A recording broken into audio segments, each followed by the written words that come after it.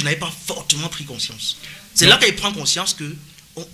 Pour un peu ajouter dans votre moulin par rapport que vous ne voulez pas dévoiler, j'ai été aussi au cœur de la cérémonie de Miss au Gabon. Voilà. Ce qui avait remporté, c'était Miss, c'est un peu oublié, Miss Aïcha Sedi. Voilà. Et la condition, c'était qu'il fallait, il faut le dire, hein, parce que Dieu ne cache plus, il fallait coucher avec certaines personnes pour pouvoir bénéficier des prix. Des prix. Voilà. Et là, c'est même... Elle avait refusé catégoriquement, on allait même en justice. Et c'est là où on a tranché. Voilà, c'est très clair que vous donnez un cas palpable. Non, je le dis. Et il y en a plein. Je vous assure, généralement dans ces configurations de Miss, il faudrait qu'on le dise. Soit il y a une condition pour coucher avec certains responsables là-bas qui ont... Des grandes personnes. Oui, qui venaient miser, quand on dit miser. Voilà, c'est eux généralement qui financent. Voilà, comme un truc des ISPEC, ça veut dire que j'ai mis 5 millions. Il faut qu'à la fin, je puisse sortir avec la Miss ou avec la deuxième de film, première de film. Justement, c'est la condition. Donc là, je l'ai vécu en live. Voilà. Oui. Et parfois même, généralement même, s'il y a des personnes un peu sérieuses, des organisations un peu sérieuses, on vous dit plutôt qu'à la fin, voilà, on vous donne tel prix, mais vous n'avez pas la totalité du prix. Donc, il n'y a rien d'objectif dans ces affaires. Rien, pas du tout. Rien d'objectif. Donc, au regard de cela, nous avons dit non. Plutôt, pensons quelque chose qui peut donner une vie à la jeunesse. Vous vous rendez compte qu'aujourd'hui, on critique, on fait sur les plateaux de télévision, il y a des bons parleurs et autres. Mais qu'est-ce qu'on fait? Nous avons dit, au lieu de proposer seulement, passons à l'action.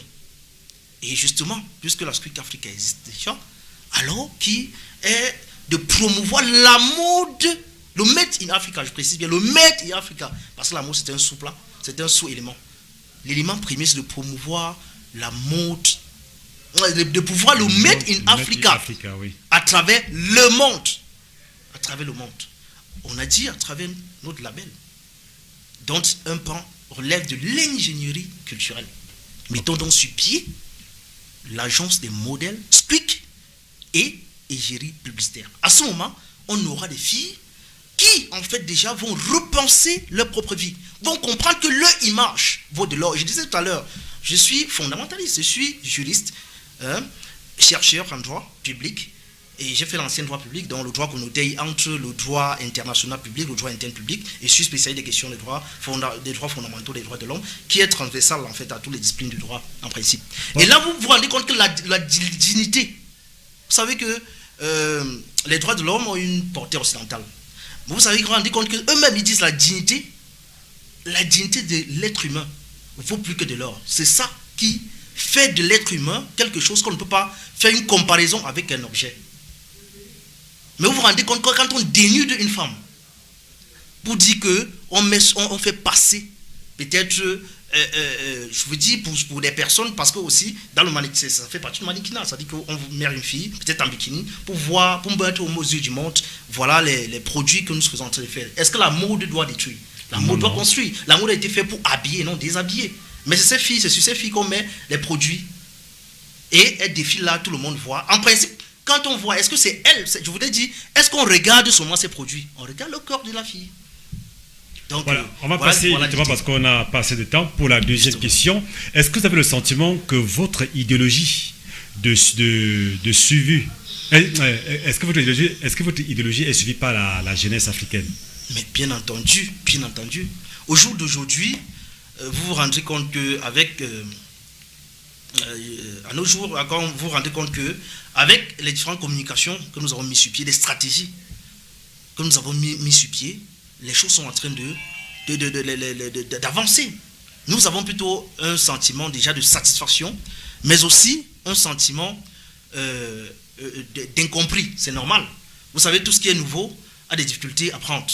Imaginez-vous, par exemple, quand vous voulez mener un combat, ce n'est pas donné. Ce n'est pas donné. Vous devez aller chaque jour continuer à communiquer pour éviter la désinformation. Parce que au fur et à mesure que Squeak Africa est en train de se faire, du moins de prendre, comme je dis, de proportions, voilà, de proportions, de gagner le monde au fur et à mesure, à son petit niveau, au fur et à mesure, progressivement. Il y a des personnes qui sont là aussi pour tirer les choses vers le bas et à d'autres fins. C'est pourquoi les gens doivent éviter la désinformation.